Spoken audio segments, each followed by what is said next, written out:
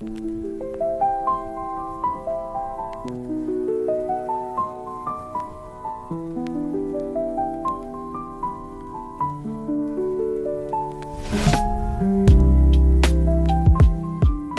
the door to mystery with one very short story.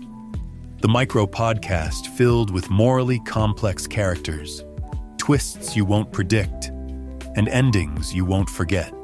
Every episode is a brief, intense journey, perfect for listeners who crave mystery, intrigue, and stories that leave you thinking long after the tale ends. Today's episode begins now.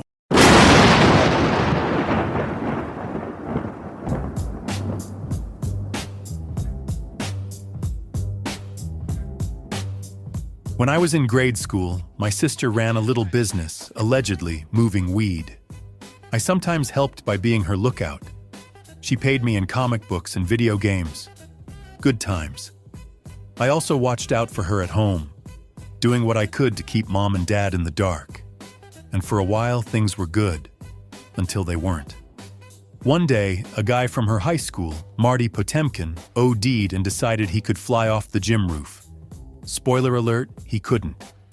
The incident made the news. Rumors and speculation kept the gossip going for days and eventually brought the cops to my door, asking to speak to my sister. I didn't give her up, but I thought about it because I couldn't help wondering how many more of her customers would end up chasing clouds the hard way. I love my sister. Always will. But that day built a wall between us we never tore down. Now I see her at funerals or family reunions, maybe a birthday call if neither of us forgets. She's still in business. Maybe if I'd talked back then, she'd have gone straight. Maybe. Today's episode, the Nanny Cam, is for my sister. If you're listening, sis, hey.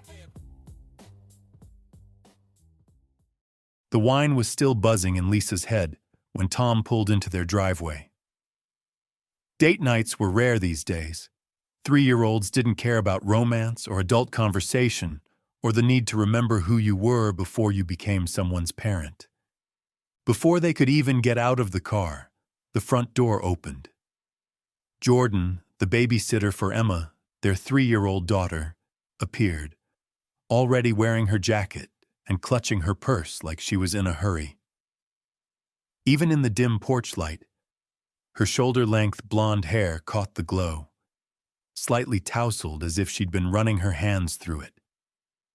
The denim jacket she'd thrown over her oversized sweatshirt looked hastily put on, one sleeve slightly twisted.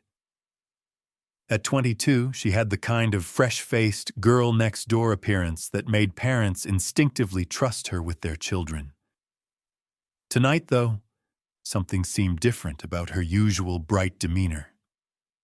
Jordan's casual style, the layered denim and distressed jeans that made her look like any college student, had always been part of her charm. She was the kind of babysitter who would get down on the floor and play with Emma. Jordan never seemed to mind Emma's sticky fingers or when she occasionally spilled juice on her. But as Jordan hurried toward her car, her black sneakers quick against the pavement, Lisa couldn't shake the feeling that she was seeing Jordan clearly for the first time. "How was dinner?" Jordan asked, but her smile seemed forced as she approached their car. Emma was perfect, as always.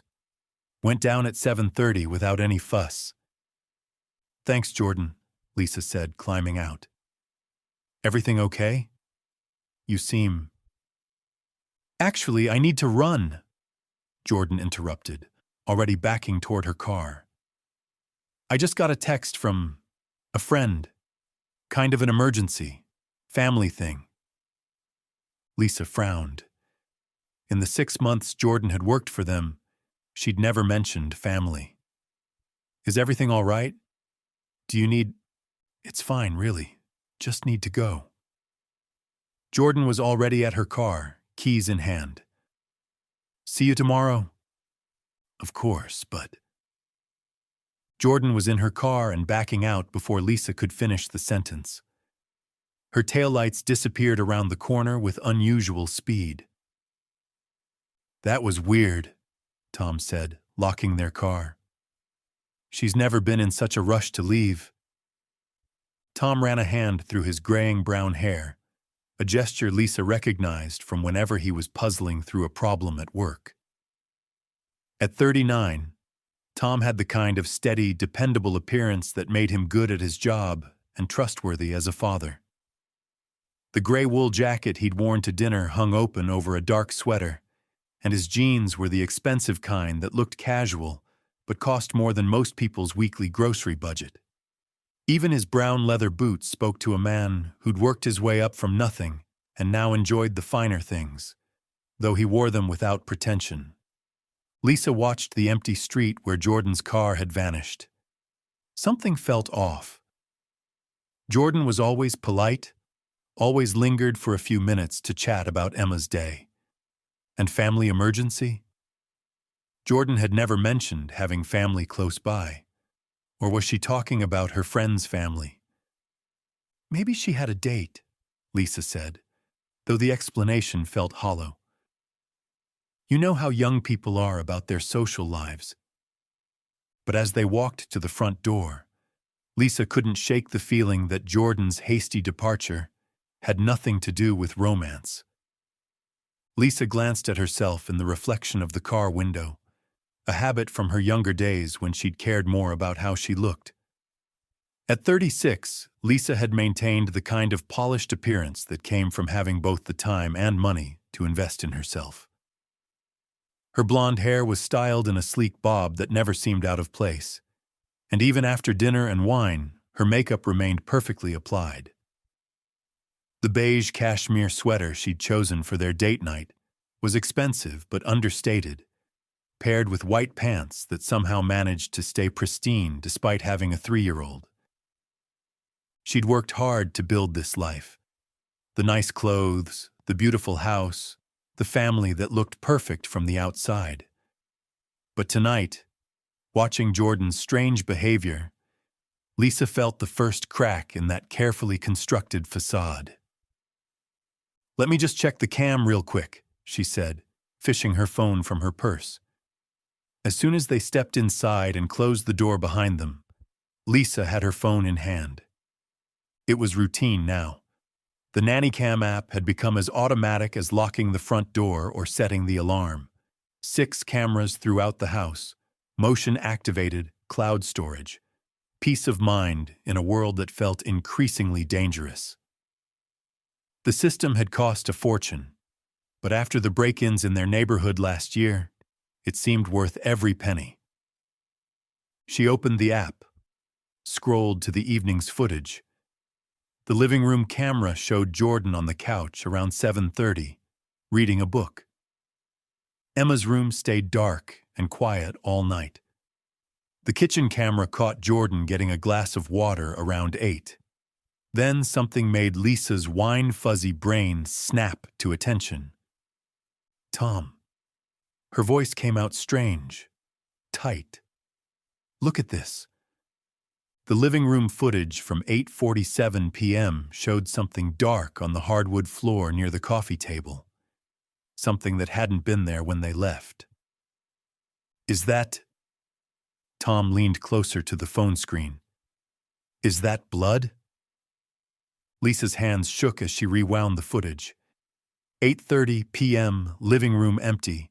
8:35 p.m., Jordan enters frame, but she's not alone. A man follows her. Lisa recognized him immediately. Derek Walsh, Lisa's co-worker.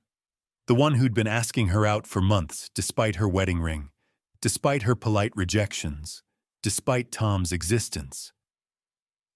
What the hell is Derek doing in our house? Tom's voice carried an edge Lisa had heard once before. When Tom showed up unexpectedly to take Lisa to lunch, he caught Derek leering at her. Tom confronted Derek, and whatever he said turned Derek into a good boy, if only for a little while. On the Nanny Cam, Lisa and Tom watched Derek gesture wildly, clearly drunk. Jordan backed away, hands raised in a calming gesture. The audio was muffled, but Derek's voice carried the aggressive tone of a man who'd been told no too many times and decided to stop listening. "He must have come looking for you," Tom said. "But why would Jordan let him in?" "She wouldn't. She's smarter than that." Lisa fast-forwarded, looking for the moment everything went wrong. 8:43 p.m. Derek grabbed Jordan's arm. She pulled away. He grabbed again, harder. 8:44 p.m. Jordan said something sharp, pointed toward the door. Derek laughed, shook his head. 8:45 p.m. Derek shoved Jordan backward. She stumbled, caught herself on the coffee table. 8:46 p.m. Jordan disappeared from frame toward the kitchen. 8:47. She returned with something in her hand. The kitchen knife with the black handle, the one Lisa used for chopping vegetables. "Oh, God," Lisa whispered. Derek saw the knife, held up his hands, but he was still laughing, still not taking it seriously, still thinking this was some kind of game where his wants mattered more than anyone else's safety. Jordan didn't hesitate. The first strike caught Derek in the chest. He staggered backward, shock replacing arrogance on his face. The second strike found his neck. Blood sprayed across the wall behind him, pooled on the hardwood floor, and splattered the coffee table. A few specks hit the dark brown couch. Derek fell. Jordan stood over him, knife still in her hand, watching him die. Lisa dropped the phone. "Jesus Christ." Tom caught the device before it hit the floor. "We have to call the police. We have to—" "Wait!" Lisa's mind was racing. Wine fog burned away by adrenaline. "Where's the body?" Tom, looking at the Nanny Cam app on his phone now, rewound the footage. After Derek stopped moving, Jordan stood motionless for nearly 10 minutes. Then she made a phone call. The audio was too poor to make out words, but she spoke for several minutes before hanging up. At 9:05 p.m., Jordan paced up and down the driveway. 20 minutes later, a pickup drove by and parked outside of the camera's view. A man in dark clothing walked up to her, then followed Jordan into the house, his face obscured by a face mask, the kind people wore during the COVID-19 pandemic. Together, they worked with practiced efficiency. The stranger helped drag Derek's body through the kitchen to the back door. They loaded something heavy into a pickup truck parked in the alley behind their house, just outside the camera's range. Derek's body, no doubt. Even with the scene mostly obscured by shadow, it was obvious what it was. By 9:45 p.m., the stranger was gone. Jordan spent the next hour and 15 minutes cleaning, scrubbing blood from the floor. The furniture, the walls, mopped again, moving furniture slightly to hide the worst stains. When Tom and Lisa returned at 11 p.m., Jordan was sitting on the couch reading, as if nothing had happened. She jumped once she heard their car in the driveway. "She had help," Tom said slowly. "She called someone who knew how to dispose of a body. She cleaned up a murder scene in our house," Lisa added, "while our daughter slept upstairs. She protected Emma." The words came out before Lisa could stop them. Derek was drunk, aggressive. If he'd gone upstairs. "Are you defending her?" Tom stared at his wife like she'd grown a second head. "She killed someone in our living room." "Someone who broke into our house," Lisa replied. "Someone who was threatening her." "Do you hear yourself?" Tom asked. Lisa opened her mouth to reply but said nothing. She was already scrolling through earlier footage, looking for context, and making sure that she had deleted videos from 3 weeks ago. What Tom did not know could never know, was that this was not Derek's first visit to their home. 3 weeks ago, he'd shown up uninvited while Tom was at work. Lisa had called in sick, but really it was an excuse to take a spa day that she felt entitled to. Budget be damned. While she was out, Jordan was watching Emma. Jordan had answered the door, spoken to Derek briefly, and sent him away. 2 weeks ago, he tried again. Another sick day for Lisa, which was really another spa day for Lisa. Same result. This time, the third time, Derek hadn't taken no for an answer. He forced his way in, Lisa said, showing Tom the 8:30 p.m. footage. Derek pushed past Jordan when she tried to close the door. She was protecting herself, protecting Emma. By committing murder, Tom interjected. By stopping a man who wouldn't stop himself, Lisa said softly, trying to defuse an impossible situation. They were still standing by their front door. The brief moment of silence between them felt like the only peace they were likely to have for some time. The house felt deceptively peaceful, normal, safe. Not at all a place where someone had died violently just hours before. "We have to call the police," Tom said again. This time his voice lacked conviction. "And tell them what?" "That our babysitter killed a man who broke into our house and threatened her? That she had help disposing of the body to protect our 3-year-old from seeing a crime scene?" "That she committed murder," Tom said. "That she defended herself," Lisa rebutted. Lisa was surprised by her own certainty. Derek had been a problem for months. HR complaints that went nowhere. Uncomfortable encounters at office parties. The way he looked at her like she was something he deserved to have. "You didn't see how he acted at the Christmas party," she said. "How he tried to lure me away into a supply closet. How he said things about what he wanted to do to me." "Why didn't you tell me?" Tom said, obviously offended. "Because I was handling things," Lisa said. Handling things was a triggering statement for Lisa. Tom had asked, no commanded, that she get better about handling their money, handling the household, handling her weight so she did not get fat. In couples counseling, Tom agreed not to use that phrase anymore as it always preceded an argument. Now Lisa was using it like a blunt instrument to handle Tom. "Because I thought I could handle it," Lisa whispered, more so to herself than Tom. But Derek hadn't been handled. He'd escalated, and now he was dead, with Lisa feeling more relief than horror. Lisa had asked Jordan to keep Derek's visits secret because Tom would explode with anger, and at the very least, Derek would lose his job. Normally, Lisa would have no problem with that, yet she held back because of Maddie. Maddie, Derek's wife, learned about Derek's crush on her and how Lisa had refused him. She asked Lisa not to say anything because Maddie and her kids could not afford for Derek to be out of work. He was already on thin ice because of his drinking. Lisa said she understood and agreed to keep it to herself, even from her husband.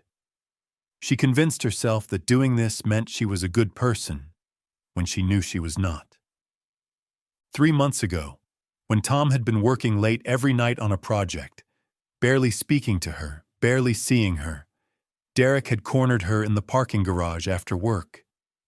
He'd been persistent, as always, but this time Lisa had been vulnerable, lonely. When he'd kissed her, she hadn't pulled away immediately. For just a moment, she'd let herself feel pretty again, wanted again. She kissed back. It had lasted maybe 10 seconds before she'd pushed him away, told him it was a mistake, that it could never happen again. But Derek had taken it as encouragement. Her selfish moment of weakness had created this monster, and guilt prevented her from calling the police. This was her fault. All of it. "Jordan saved us from something," she said. "I don't know what, but something bad was coming." Tom was quiet for a long time, studying his wife's face. He recognized that look in her eyes, a guilty look. It was the same expression she had when she maxed out the credit cards, or bounced a check, or went over budget to buy some impulse purchase she'd seen on TV. There was more to this story. He could feel it.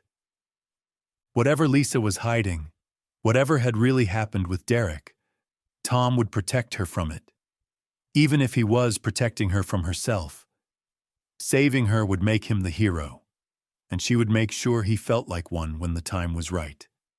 If nothing else, she was good at that. Tom hated how much he loved his wife.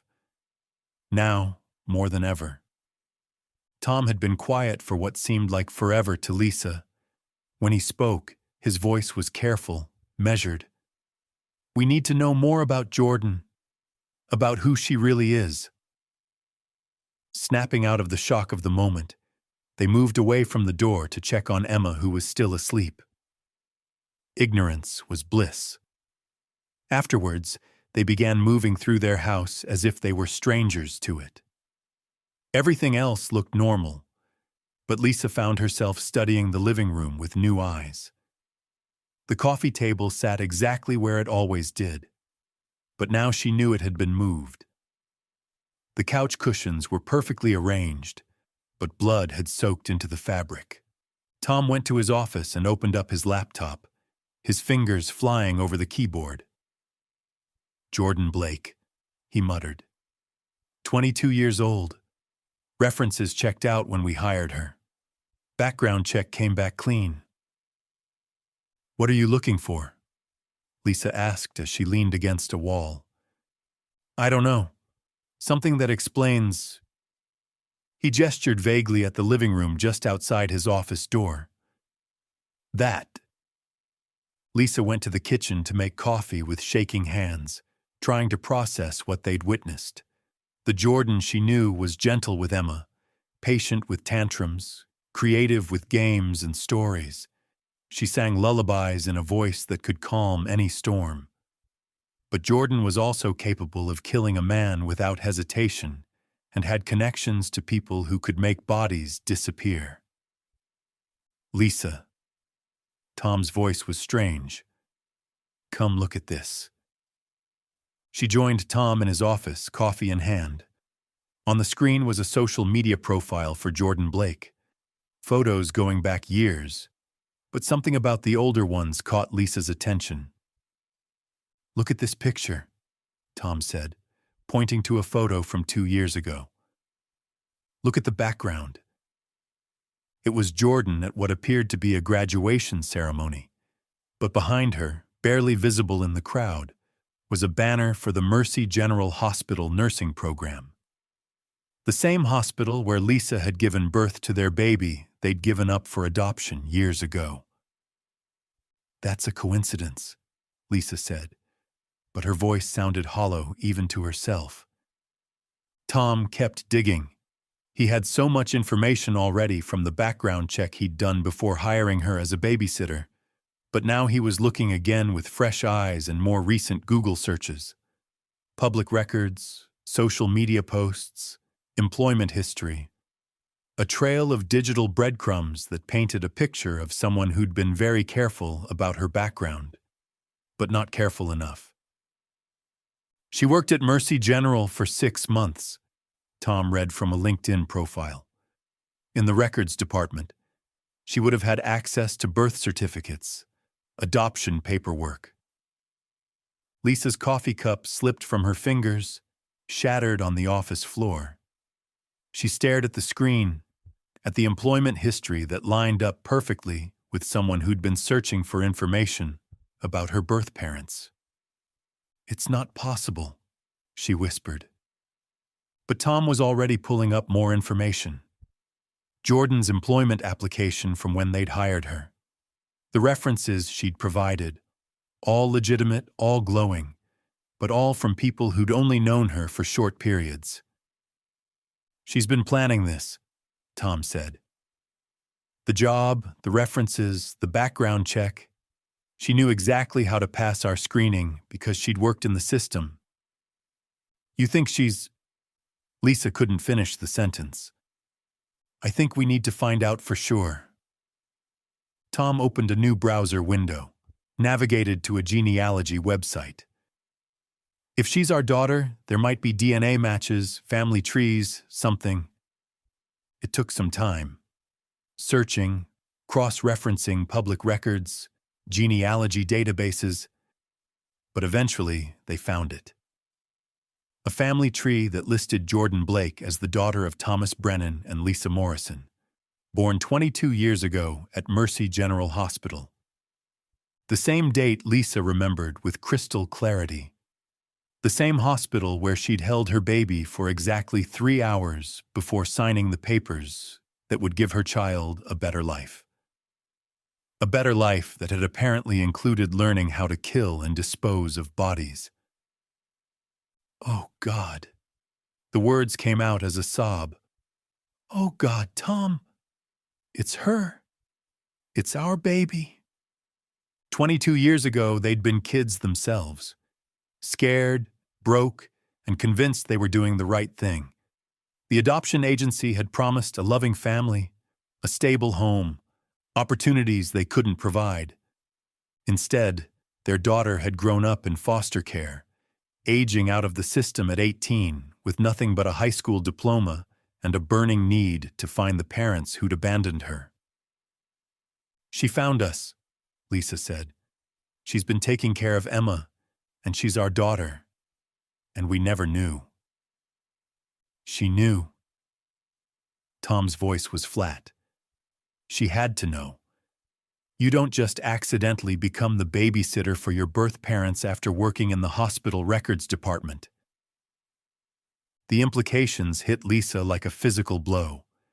Jordan had sought them out deliberately, had researched them, learned about their lives, their schedules, their vulnerabilities, had applied for the job knowing exactly who they were, had been watching them, studying them, learning about the life they'd built without her. How long has she known? Lisa asked. Does it matter? It did matter. It mattered because Jordan had been alone with Emma dozens of times, had keys to their house, knew their schedules, had access to every intimate detail of their family life, had killed a man in their living room, and had the resources to make the body disappear without a trace. We have to talk to her, Lisa said. We have to call the police, Tom replied. She's our daughter. She's a murderer. She's both. The next morning came too soon and not soon enough. Emma woke at her usual time, chattering about dreams and demanding pancakes. Lisa went through the motions of breakfast, of getting her daughter dressed, of pretending their world hadn't shifted on its axis. Jordan arrived at 7:30, same as always. She looked tired but not guilty, concerned but not panicked. She hugged Emma, asked about their date night, commented on the beautiful weather. She was a perfect actress or someone who genuinely felt no guilt about what she'd done. Emma, why don't you go play in your room for a few minutes? Tom said. Mommy and Daddy need to talk to Jordan about something. Emma skipped away, oblivious to the tension crackling beneath the surface. Jordan watched her go with genuine affection, the same expression Lisa had seen hundreds of times before. Is everything okay? Jordan asked. You both look upset. We know, Lisa said simply. Jordan's expression didn't change. Know what? About Derek. About last night. Still nothing. Jordan could have been discussing the weather. I don't know what you mean. Tom pulled out his phone, showed her the Nanny Cam footage.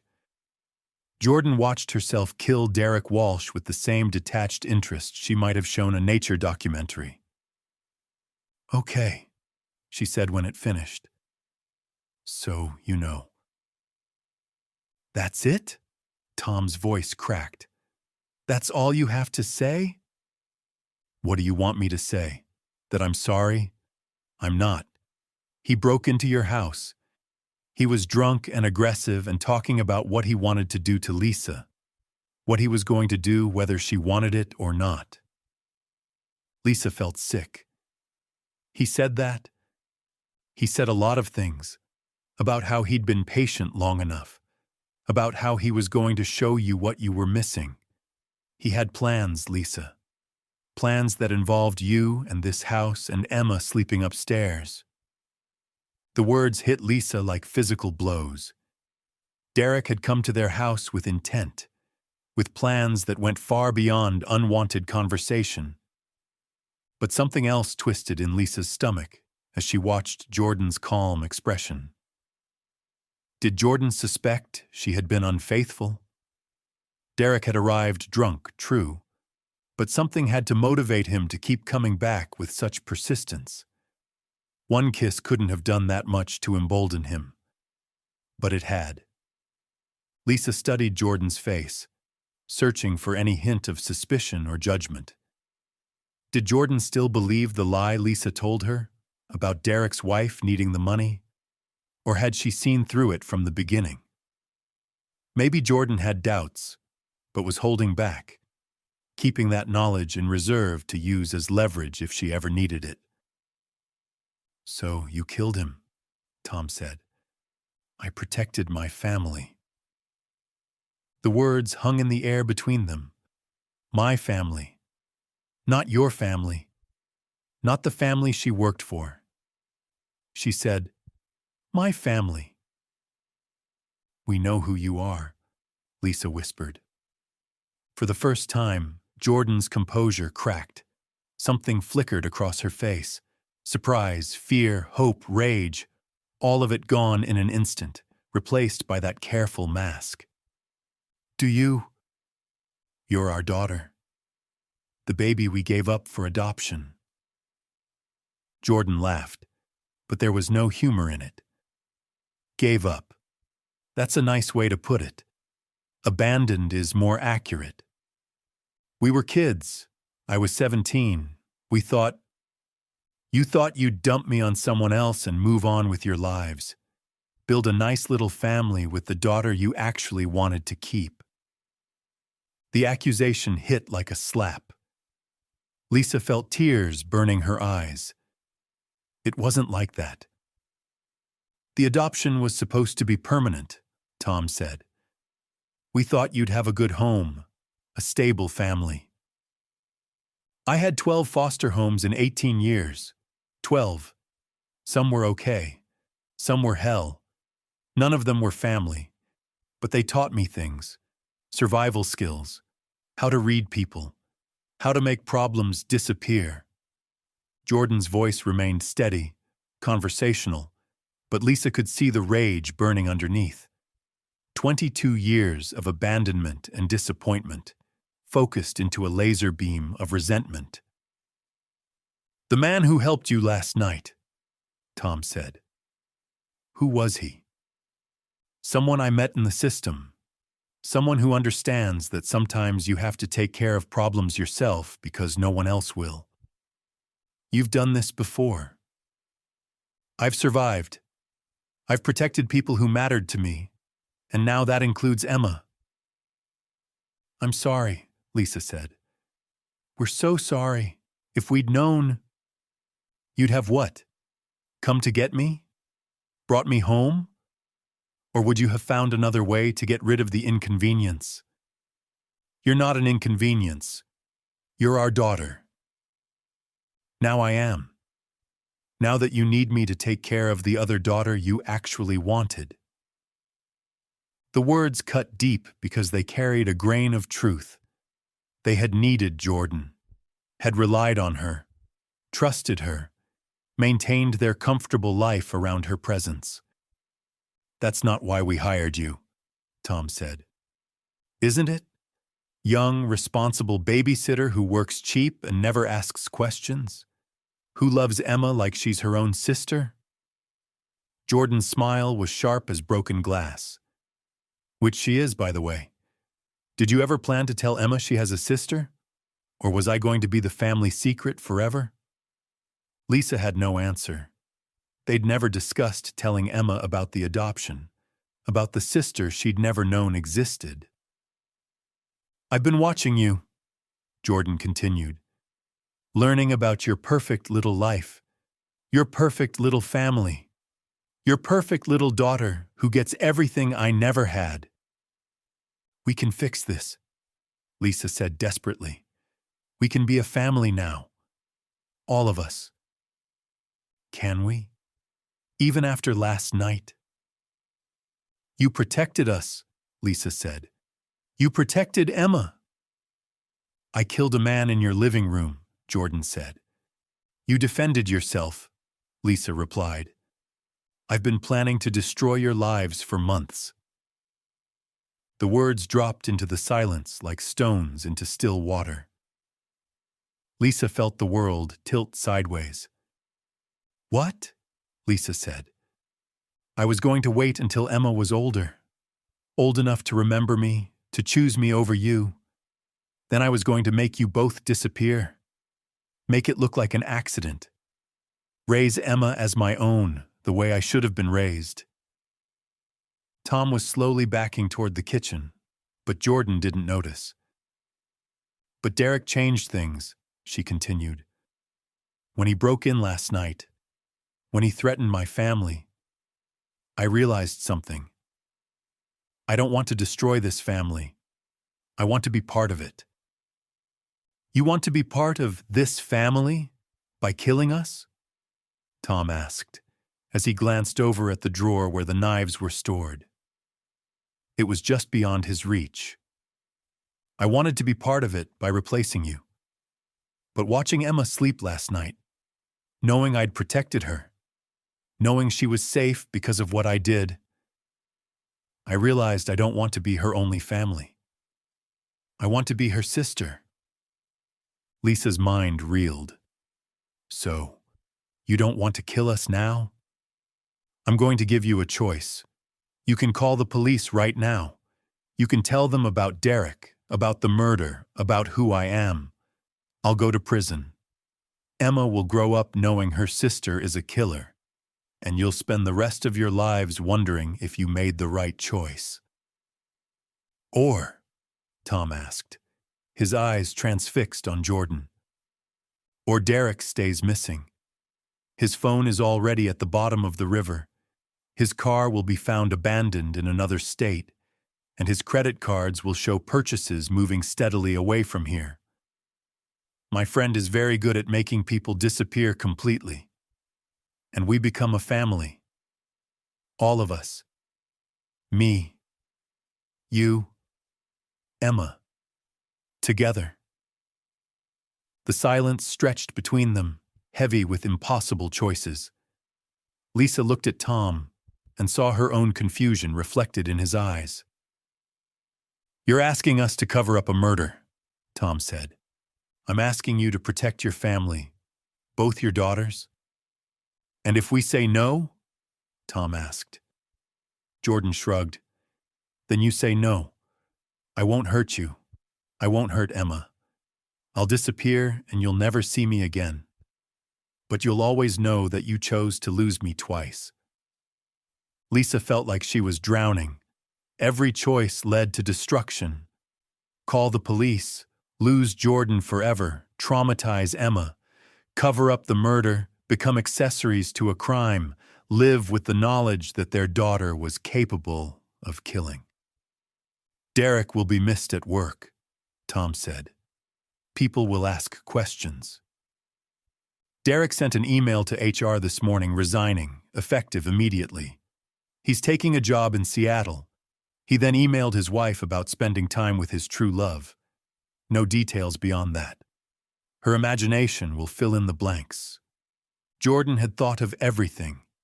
Every detail, every loose end, every potential problem.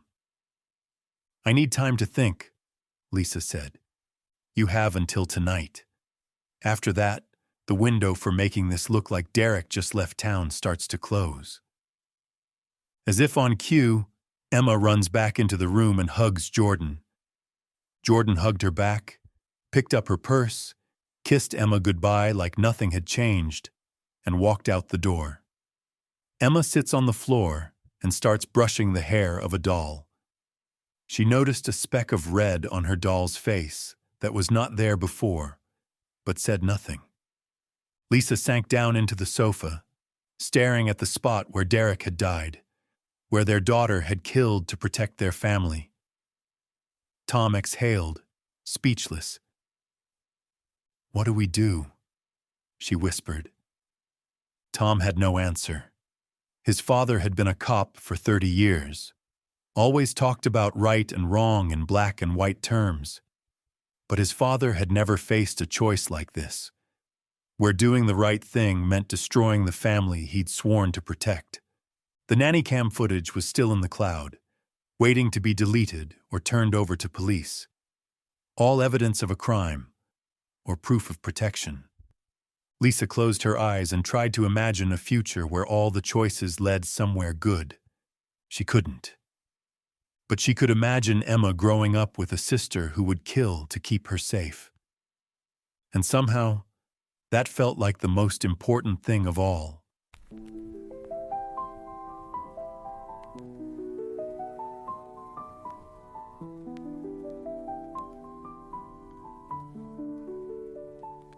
Thanks for listening to one very short story. If today's story hooked you, don't forget to like, share, and subscribe. It helps us grow and keeps the suspense coming your way. Want to dive deeper? Check out the podcast description to learn more about the show and explore special offers from our sponsor. Until next time, keep dodging bullets and stay safe in the shadows.